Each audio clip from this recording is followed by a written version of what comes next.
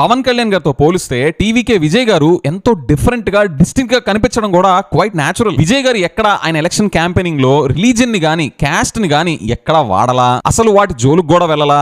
దేశమంతా హిందుత్వ వే ఉంది, హిందుత్వ ట్రెండ్ నడుస్తుంది అని సాకులు చెప్పి మనం కూడా రిలీజియన్ ఒంటికి పూసుకుందాం అని రిలీజియన్ బేస్డ్ పాలిటిక్స్ గాని క్యాస్ట్ బేస్డ్ పాలిటిక్స్ గాని ఆయన ఎక్కడా చేయలా. కొత్త భక్తుడిగా అవతారం ఎత్తి కొత్త కొత్త కాస్ట్యూమ్స్ వేసుకొని జనాల్లో పోలరైజేషన్ క్రియేట్ చేయలా. మనకి దేశం భావం ఎక్కడా లేదు, కనీసం క్యాస్ట్ చూసైనా ఓట్లేండి అని చెప్పి విజయ్ గారు ఎక్కడ ఎలక్షన్ క్యాంపెయినింగ్ చేయాలి, అసలు వాటి జోలికి కూడా వెళ్ళాల. విజయ్ గారు తమిళనాడులో ఎక్కడ అమ్మాయిలు మిస్ అయిపోతున్నారని లేదా ఇంకా వేరే వేరే అభద్రతా భావాలన్నీ క్రియేట్ చేసి నాకు ఢిల్లీ నుండి నిఘా వర్గాలు చెప్పాయని ఫేక్ ప్రాపగెండాస్ క్రియేట్ చేసి అందులో నుండి పొలిటికల్ మైలేజ్ తెచ్చుకుందామని ఎక్కడా ప్రయత్నించలా. నాకు ఢిల్లీ నుండో ఒక నేషనల్ పార్టీ నుండో ఒక రోడ్ మ్యాప్ రావాలి, అది ఇంకా రాలేదు, దానికోసమే వెయిట్ చేస్తున్నానని ఒక సొంత పార్టీ పెట్టుకొని ఎవరి వైపో దిక్కులు చూస్తా కూర్చోలా. విజయ్ గారు ఎవరి మీద ఊగిపోతా బూతులు తిట్టి చెప్పులు చూపించి ఎలక్షన్ క్యాంపెయినింగ్ చేయలా. అపోజిషన్ లో ఉన్నా కూడా పవర్ లో ఉన్న వాళ్ళ మీద కాకుండా అపోజిషన్ లో ఉన్న వేరే పార్టీల మీదే వాళ్ళ అపోనెంట్స్ మీద దృష్టంతా పెట్టి పబ్లిక్ సెంట్రిక్ పాలిటిక్స్ కాకుండా అపోనెంట్ సెంట్రిక్ పాలిటిక్స్ చేయలా. విజయ్ గారు పార్టీ పెట్టిన దగ్గర నుండి పూటకొక మాట రోజుకొక దిక్కు చూడాలా.